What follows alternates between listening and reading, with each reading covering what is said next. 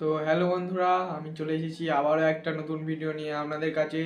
তো আজকের আমি আমার এই ভিডিওতে আপনাদেরকে শেখাবো যে কিভাবে আপনারা এমএস পেন্টে এই যে আমার পিছনে স্ক্রিনে মনিটরে যেই পদ্মফুলটা দেখতে পাচ্ছেন, এরকম অসাধারণ পদ্মফুল কিভাবে আপনি এমএস পেন্টে বানাবেন সেটাই আজকের আমি আপনাদেরকে এই ভিডিওতে শেখাবো।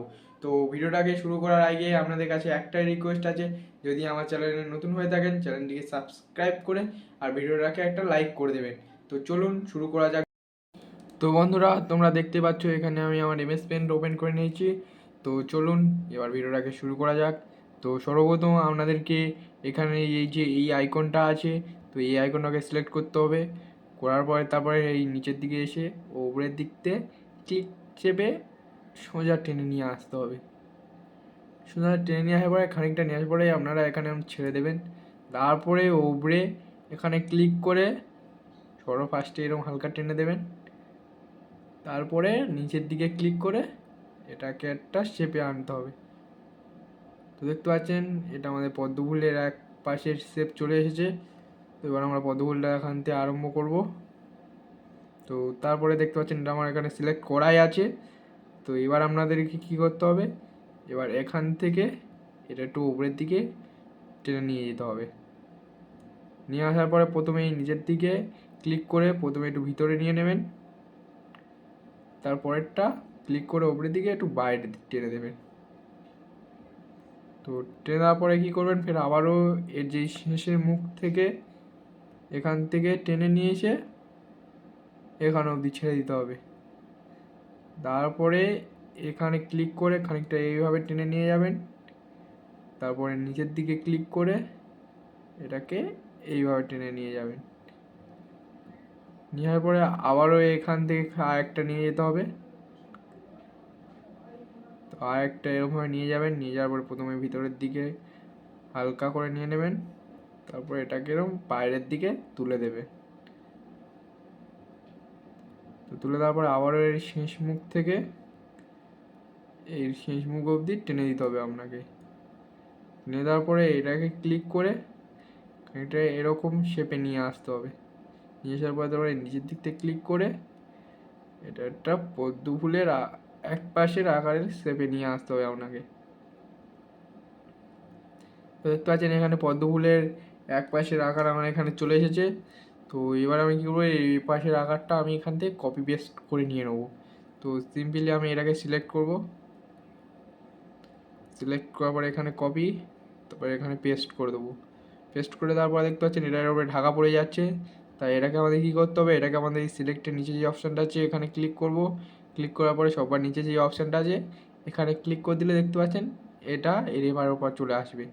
তো আসার পরে আর কী করতে হবে, আপনাদেরকে রোটেটে যেতে হবে। রোটেটে যাওয়ার পরে সবার লাস্টের অপশানটা আপনাদেরকে সিলেক্ট করতে হবে। সিলেক্ট করার পরে দেখতে পাচ্ছেন এটা পুরোটা সম্পূর্ণটা ঘুরে গিয়েছে। তো এটা আমাদের সিম্পলি এখানে ভাঁজে লাগিয়ে দিতে হবে।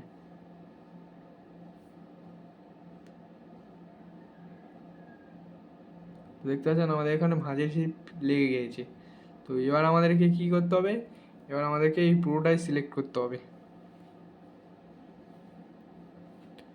পুরোটা সিলেক্ট করার পরে আপনাদের এই সিলেক্টে যে অপশানটা এখানে পাবেন এটাকে টেনে হালকা একটু নিচে লাভিয়ে দিলে পদ্মফুলটা আরও দেখতে ভালো দেখাবে। তো এবার আমরা কী করবো, ফের আবারও এটাকে কপি পেস্ট করে নেবো।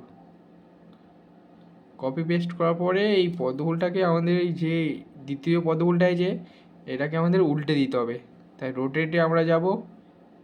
যাওয়ার পরে দেখতে পাচ্ছেন এই 3 নম্বরে যে অপশানটা পাবেন এটাকে ক্লিক করে দেবেন। তারপর দেখতে পাচ্ছেন এটা একটা পদ্মফুল আমাদের উল্টে গেছে। তো যেটা উল্টে গেছে সেটা আমাদেরকে একটু ছোটো করে নিতে হবে। ছোটো করে নেওয়ার পরে ঠিক সিম্পলি এখানে এরকম মাপে আপনাদেরকে বসিয়ে দিতে হবে। তো বসিয়ে দিলে দেখতে পাচ্ছেন পদ্মফুলটা আরও ভালো দেখাচ্ছে আমাকে। তো এবার আমাদেরকে কী হতে হবে, এটা পুরোটাই সিলেক্ট করতে হবে, করে রাখি ওপরের দিকে তুলে নিয়ে আসতে হবে।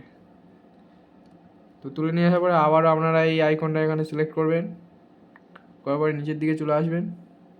আসার পরে ঠিক এই কোল থেকে খানিকটা টেনে নিয়ে আসবেন। নিয়ে আসার পরে প্রথমে ওপরে ক্লিক করে হালকা টেনে দেবেন। তারপরে নিচে ক্লিক করেও একইভাবে হালকাভাবে টেনে দেবেন। তারপরে এটাকে একটু বাইরে টেনে নিয়ে চলে আসবেন। নিয়ে আসার পরে সিলেক্ট করে এখানে সিলেক্ট করে কপি পেস্ট করে দেবেন।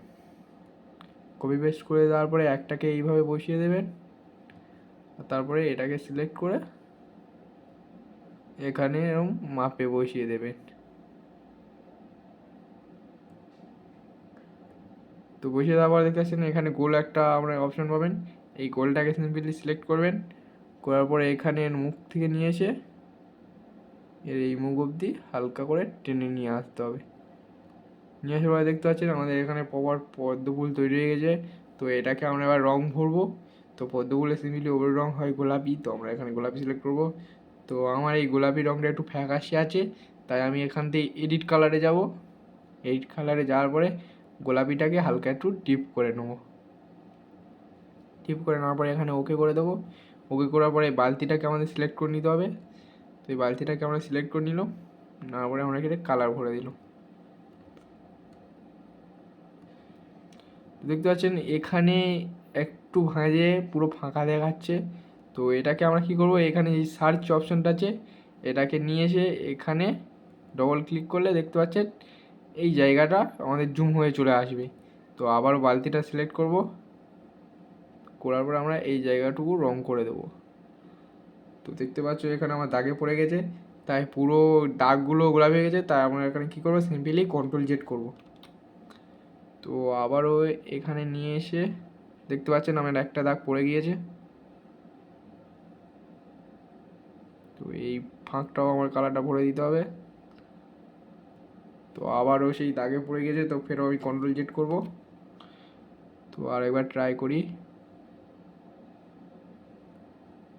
ওইখানে হচ্ছে না, এই দাগটা নিচ্ছে না। তো থাক, আমার এইটাও আর তার কোনো অসুবিধা নেই।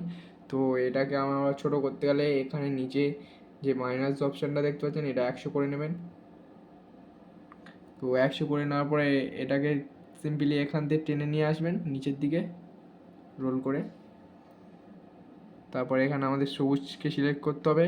করার পরে সিম্পলি এখানে এডিট কালারে যাব, যার পরে সবুজটাকে একটু ডিপ করে নেবো। ডিপ করে নেওয়ার পরে এখানে ওকে করে দেবো। ওকে করে দেওয়ার পরে এটাও কালার ভরে দেবো। তো আমরা এই পদ্ম ফুলের ডাঁটাটাকেও সবুজ করে দিচ্ছি।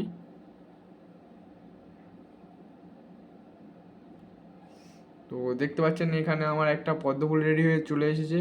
তো ভিডিওটা যদি ভালো লেগে থাকে ভিডিওটাকে একটা লাইক করে আর চ্যানেলটাকে অবশ্যই সাবস্ক্রাইব করে দেবেন। আর সবাইকে শুভ দীপাবলির শুভ কামনা জানাই।